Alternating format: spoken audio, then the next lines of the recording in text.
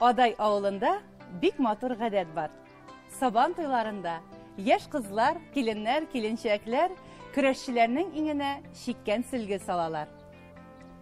Әлеге күркәм гадәтне адай кызы Гөлнара хәләленең нигезенә дә алып килә. Без бүген Теләче районы Олы Мәтәскә авылында.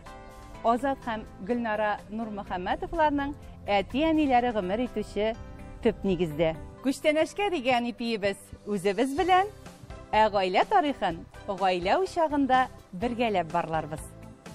Гаилә тарихы Азат өчен бик кадерле төшенчә. Шәҗәрәсен барлап яши торган нәсел баласы ул. Әтисе Әнәс ага бик күп сүзле булмаса да, вакытында кирәклесен әйтә белә. Гомер буе авыл хуҗалыгында хезмәт куйган. Әнисе укытучы, мөгаллимнәр династиясе вәкиле. Төп чыгышлары күрше Тәмте Мәтәскә авылына тоташа. Әмма бу җирлек безнең балачак сукмаклары белән кадерле. Эш буенча Инҗигә дә, миңа да шушында төпләнү кулайрак булганга, озак уйламадык. Нигезебез дә биредә кырылды ди Әнәс ага. Азат бит инде шушы авылда туып үскән булышыга, әйеме? Үскән вакытта нинди иде ул? Бәк шаяны. Артынан куып тута торган түгел иде. Бөтен җиргә дә керә, кермәгән җире юк. Анда нәрсәнең кыл уртасында булырга кирәк, анда Азат. Ул киемгә дә карап тормый, нәрсәгә дә карап тормый, менә уртасында шумасы икән, ул шунда шумадыр иде.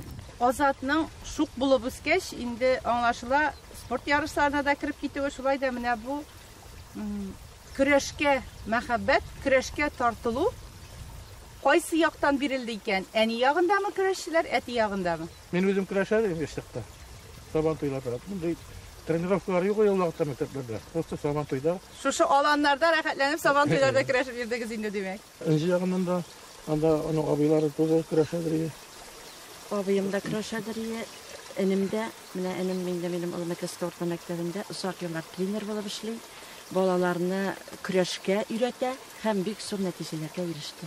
Спортка кирип китә икән бала. Димәк, инде аның укуын да тәртипләп барырга кирәк, шушы спорт төрендә карап барырга кирәк. Ул бит әле әти-әни өчен зур җаваплылык. Сүздә юк инде. Җаваплылык көрәш, спорт балада ихтияр кеше тәрбияле инде ул. Үзен җыярга өйрәтә, ярышларга әзерләргә өйрәтә. Икенче яктан караганда спорт ярышларында алар күп катнашалар, аның әзме күпме укугадан читләшеп торуы бардыр. Ләкин Азат әйбәт укыды ул мәктәптә. Шул ягы белән алдырды дип уйлыйм инде. Травмаларга куркыныч. Травма куркынычлары, андый хәлләр дә булды инде. Әни йөрәге әрни торгандыр инде. Менә мәйданга чыкканда мин китеп торадыр идем. Бер кайчанда мин аны карамадым. Хәзер карыйсызмы соң? Юк, хәзер дә карамыйм. Әгәр дә ул берәр җирдә сәхнәдә чыгыш ясыймы, ул андый вакытлары да булды, сәхнәдә чыгыш ясаган. Ул вакытларда да мин катнашмаска тырышам. Ул бала кеше өчен менә кеше каршында чыгыш ясыйсыңмы, спорт ярышында ниндидер шушындый чаралардамы, әти-әнисенең янәшә булуы аның өчен бик зур стимул дип әйтер идем. Сез ничек менә шушы якны уйланадырыгыз, Әнәс абый? Янында торадырыгызмы, янәшәсендә торадырыгызмы? Мин торадыр. Сабан туйдан китмидер инде. Ул ахыргача торадыр иде. Көч биреп. Ләкин мин аны эшли алмадым. Зрәк хырында торгач, зрәк поддержка да була. Шуңа китмидер бер кайда. Менә шушы Мәтәскә сабан туйында ул мәктәпне битергәннән соң 10 ел батыр калды. Уңышсызлыклар булганда нинди киңәшләр әйтә идегез? Уңышсызлык вакытлары да булды инде. Моны төшермә менә шул сүзне әйтәдер инде. Җиңү булмый, җиңелү дә була дип. Җиңү өчен башта җиңәргә кирәк, аннан соң җиңү килә дип. Хезмәт соралмады инде ул. Алып кайткан әйберләре бик күп бүләкләр алды инде. Алган вакытта кайбер кеше шулай кабул итәдер иде. Менә ул көрәшкән өчен генә бирелгән әйбер бит. Ул бушка килгән шикелле бит. Мин аңа бик зур хезмәт куям, аларның берсе дә бушка килмәгән дип җавап бирә ди. Максатчанлык, тәвәккәллек, үҗәтлек, катыш тырышлык. Шушы сыйфатлар Азатка дөнья күләм мәйданнарда җиңүләргә илткән юлбашы. Юлбашы дигәннән кайда нинди үрләр яуласа да ул үз авылын, нигезен, мәктәбен, остазларын күңелендә йөртә. Мөмкинлеге булганда тәүге сукмакларын барлап, яшьләр белән аралашырга омтыла. Буыннарын язып, беренче алышлар үткән белем учагына килә.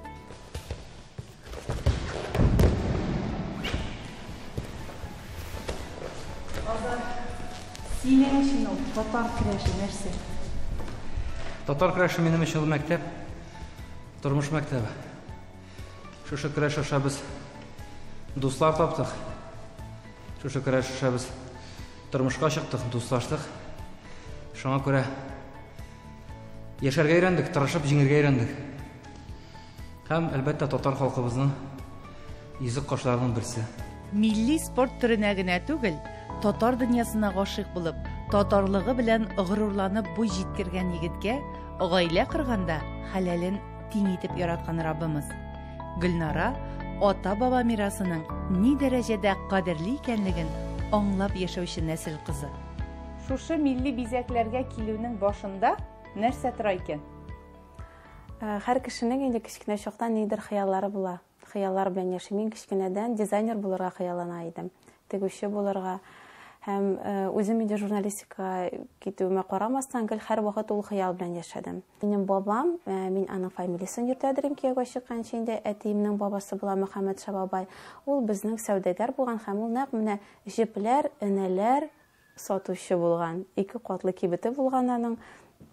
Бәлки шуның беләндер ничек бәйледер инде. Һәм менә икенче балам белән декретка чыккач, мин Казан сөлгесе брендын булдырга булдым.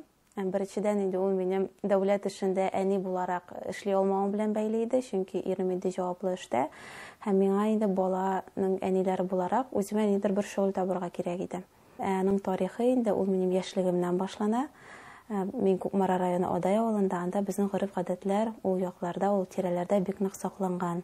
Һәм без яшь кызлар биби саклаганда яз көне инде бик матур иттереп сабан туйга дип кулъяулыклар чигә идек. Һәм инде сөлге җыганда гармончы килә, гармончының менә монда инде каешына шул кулъяулыкларны бәйләп куялар. Инде сиңа күз салып биргән егет, бу Гөлнараныкы, бу Эльвираныкы дип карап куя дагы бирнәләрне инде клубка килгәч урнаштырганда, алар шул кулъяулыкларны үзләренә истәлек итеп калдыралар иде. Сөйгәненең кулы белән булдырылган милли бизәкләргә Азаты бераз соңрак гашыйк була. Беренче очрашулары Казан калада язылган икән. Гөлнараның радиода эшләгән чыры туры эфирга кунаклар чакыралар. Алар арасында Шәрык клубында татар яшьләре белән бергә кайнаган Азат та бар. Азат белән танышуда иң истә калган әйбер ул да булса радиода шундый сорау биргән иде. Сезнең өчен татар гаиләсе нинди булырга тиеш дигән сорау. Һәм Азат шул вакытта минемчә татар гаиләсе нәкъ менә минем әти-әнием гаиләсе кебек булырга тиеш дигәч, нишләптер менә шул сүзләр мине аңа гашыйк иттерде. Мин уйлап куйдым, менә димәк инде бик төпле, бик акыллы гаиләдән үзе дә бик нык әзерләнеп килгән иде. Менә шундый үзенең җитди булуы белән һәрбер сорауга әзерлекле булуы җәлеп итте. Уртак фикер, уртак уйлар яшьләрне кавышуга китерә. Никах, туй мәҗлесләрендә алар гореф-гадәтләргә нигезләнеп башкаралар. Иң истәлекле минутларында да максатлары милли үзенчәлекләребезне таныту юлларының берсен күрсәтү була. Һәм инде менә гаилә белән яши башлагач, яңа фатир алгач, без инде өйне ничек матур итеп татар бизәкләре белән кешеләр кергәч, бу татар йортына кирдек диеп, кирсеннәр дип танып алсыннар өчен мин шундый уй белән йөри башладым. Һәм миңа дустым Төркиядән бик матур сөлге бүләк итте. Анда роза чәчәге чигелгән иде. Юыну бүлмәсенә керәм, матур сөлгеләнеп тора. Мәйтәм, бу роза чәчәге урынына нишләп әле монда, мәсәлән, менә шундый милли бизәк булмасын. Шундый уй башыма килде. Мин инде Казандагы производстволарны белешә башладым. Үзем инде махсус Корл дигән программаны бер төн эчендә өйрәнеп бизәкләр ясарга өйрәндем. Һәм производстволар табып, мин инде хезмәттәшлек итә башладым. Кызыксыну белән башланган эш күңеленә ниндидер бер иҗади рәхәтлек алып килә Гөлнараның. Уенда йөрткән милли бизәкләр шулай әкренләп кенә кәсепкә әверелә. Хатын-кызның күңеле 40 катлы дип әйтәбез бит инде. Менә Азатның шулай иртә чыгып, бик соң гына кайтуыңа үпкәләгән чакларың буламы? Мин инде Азатка кияүгә чыкканда аның шундый буласын белгән идем. Чөнки без очрашып биргәндә дә ул һәрвакыт эштә иде. Һәрвакыт аның тренировка, һәрвакыт эш иде һәм мин инде аны белеп, аңа кияүгә чыктым. Сүздә юк, балалар туганда инде андый үпкәләүләр бәлки булгандыр. Әмма хатын-кыз үзенең күңеленә нидер ошамаса, ул аны иренә җиткерсә, һәм ирене аңлый торган, хөрмәт итә торган, ярата торган булса, әлбәттә ул гаиләдә инде татулык та, бер-береңне аңлау да була. Шуңа күрә бездә андый проблемалар булмады. Гәрчә миңа кайбер күршеләр, минем тирәдә яши торган дусларым миңа әйтәләр: "Гөлнара, армыйсыңмы соң син, синең ирең кайда соң?" дип әйтәләр инде. Шуның кадәр ияләнгән, әмма иремнең эше тыгыз булуына карамастан, без балалар белән файдалы итеп үткәрергә тырышабыз. Ягъни безнең матур вакыйгаларга бай мизгелләр күбрәк һәм аның соң кайтулары, аның эш күп булган вакытлар шуның белән капланып бара, бер-берсенә җайланып бара. Азатының җитәкче урыннарда хезмәт куюын балалар да аңлап үсә. Алар әтиләре сыман максатчан, әниләре кебек сабыр булырга тырыша. Өлкәннәрне кешеләре карый, кешеләре абыйларына карап сабак ала. Мөстәкыйльлеккә ирене. Кем өйрәтте пешерергә? Үзем өйрәндем. Иң яратып пешергән ризыгың нәрсә? Иң яраткан пешергән ризыгым торт. Камал, син яратасыңмы соң абыйың пешергән ризыкларны? Нәрсәләрне яратасың күбрәк? Торт. Торт яратасыңмы ни? Тыңлыйсыңмы соң абыйың сүзен? Әтия ни ди синең? Аяз әйдә сөйлә инде безгә. Әтиләребез безнең бигәйбә, безне яраталар.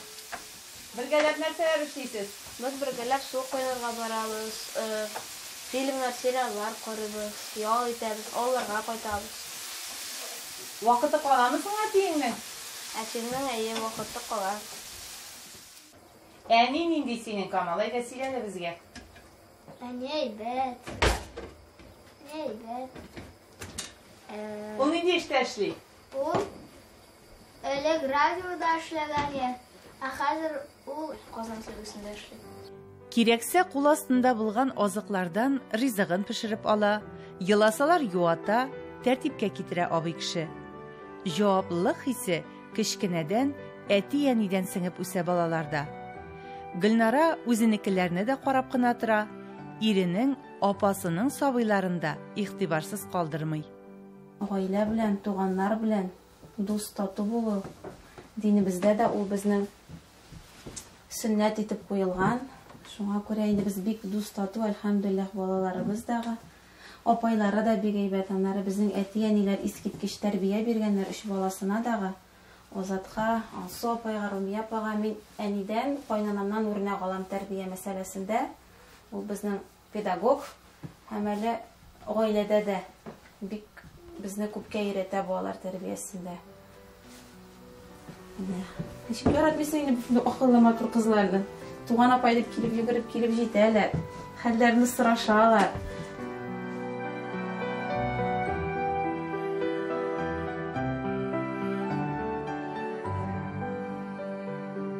Олы мәтәскәнең түләмә буена килдек һәм бу урын Азат өчендә, Гөлнара өчендә бик кадерле икән.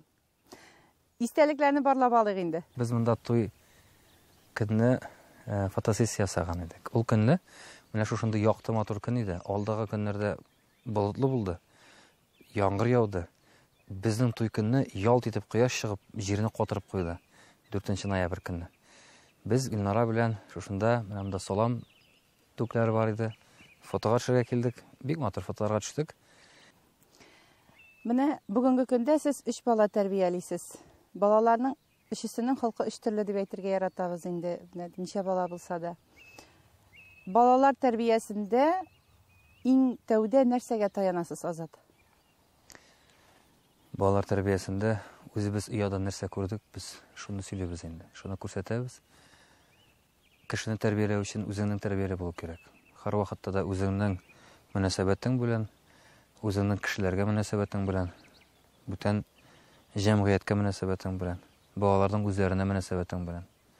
Шуңа күрә һәр вакыт балалар белән инде эш белән вакыт әзрәк булырга мөмкин, ләкин вакытны табабыз алар белән.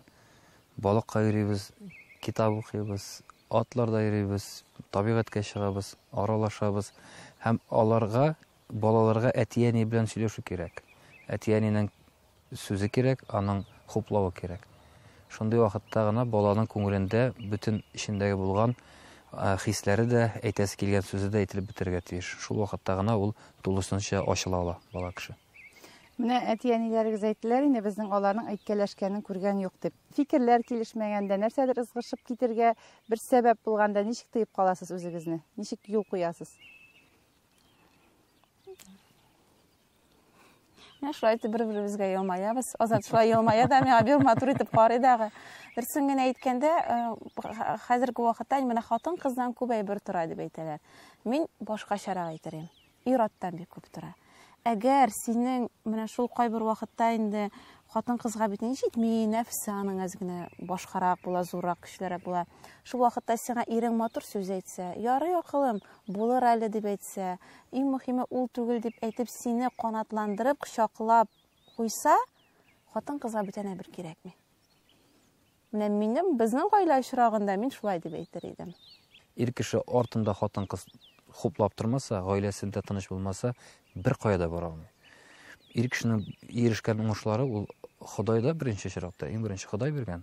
Икенчедән Худай безгә шушы гаиләне биргән. Менә шул инде. Бу иң мөһим әйберләр. Бернинди эштә кирәк түгел. Бернинди байлык та кирәк түгел. Гаиләңдә тынычлык булмаса, гаиләң сау-сәламәт булмаса. Акыллы хатын ибизәге дип юкагына әйтмиләр инде. Шулай. Гадилектә галилек дигән әйтем бар. Азат та, Гөлнарасы да мин дип күкрәк киереп, мактанып йөри торганнардан түгел. Карашларында һәм шул ук вакытта тик икесе генә аңлый торган фикер бар бу парның. Нурмөхәммәтовлар һәр нәрсәгә игътибарлы. Гаилә дигән үрдә дә, әйләнә-тирәдә дә тәртип булырга тиеш. Хәтта әңгәмә языласы мәйданда да. Бу аларның табигый халәте. Теге яки бу эшкә ширканып карауда югаларда. Кирәк чакта көтүен дә көткәннәр, мал-туар янында да кайнашканнар. Башкалар көтмәгән көтүне сиңа көткәндә читен түлимесең үзе? Юк, мин теләп кирдем бит инде анда. Мин бит колхоз көтүе бит. Май аеннан октябрьгә кадәр. Мотоцикл алдым.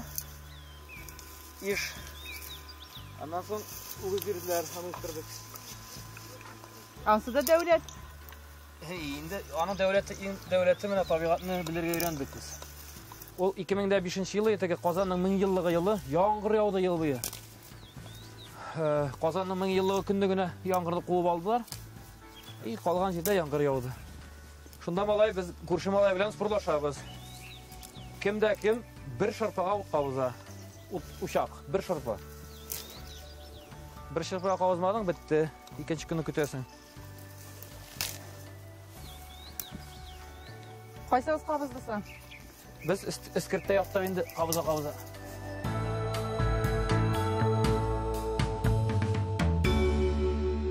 Нурмөхәммәтовлар гаиләсендә табынга түгәрәкләп матур итеп җыелу әлбәттә күркәм гадәт. Әмма шушы гадәтнең кечкенә генә бер китеге бар икән. Алар һәр вакыт Азатның кайтканын көтәләр. Без дә табын тирәли җыелдык. Гаиләдәге һава торышын киләү күп очракта хатын-кыз җилкәсенә төшә дип әйтәбез. Инҗапа, сездән сорыйм инде. Менә шушы йорттагы төп нигез бит инде шушында килен төшергәнсез, шушында балалар үстергәнсез. Аның тынычлыгын саклауда төп кагыйдә нәрсә икән? Сабырлыктыр инде төп кагыйдә. Сабыр булырга кирәк. Барысын да көйләргә кирәк.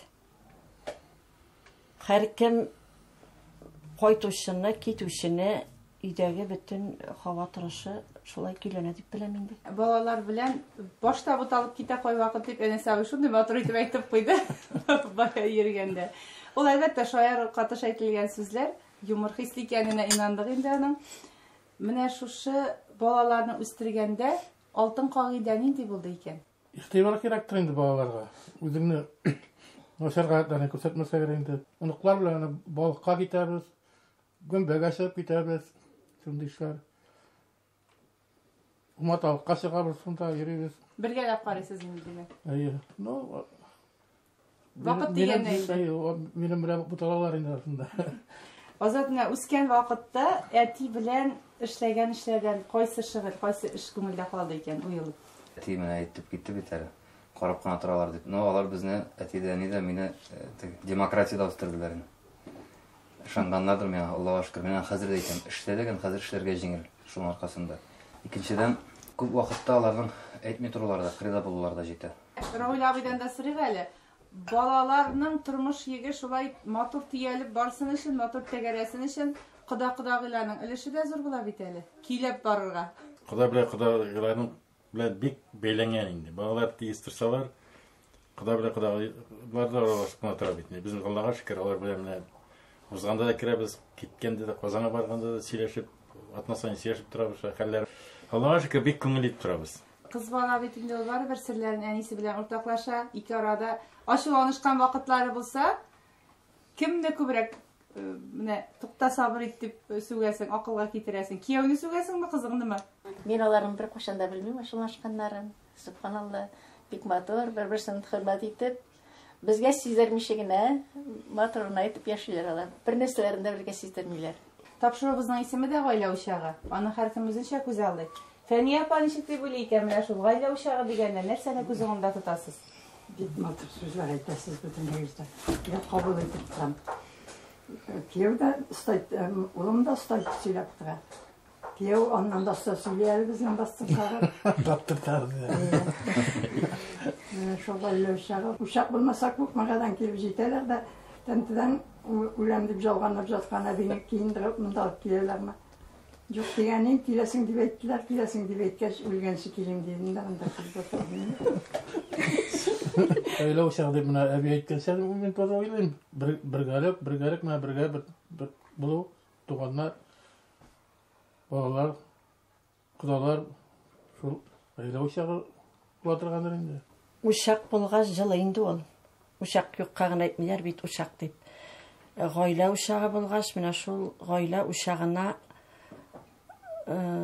утын истеп, җылылыгын саклап тора торган кеше кирәк. Менә шушы өлкәннәр, менә юкка гына бу әбиләрнең, әниләрнең урыннары түрдән түгел инде. Алар менә безнең өчен шул ушакны сакладылар.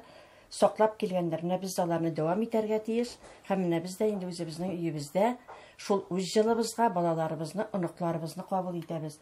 Татулыктан торады, тату булсаң ушак җылы буладыр дип әйтәм. Шул бөтен балаларның игелекләрен күреп шул сөенеп, оныкларга аларның тормышларына сөенеп, тиз тормышлардан искә алып, шулай итеп торып ушакны сөндермә буладыр дип уйлыйм. Без менә үзебез Шиттә, Казанда яшибез бит инде, авылда күбесәк тә.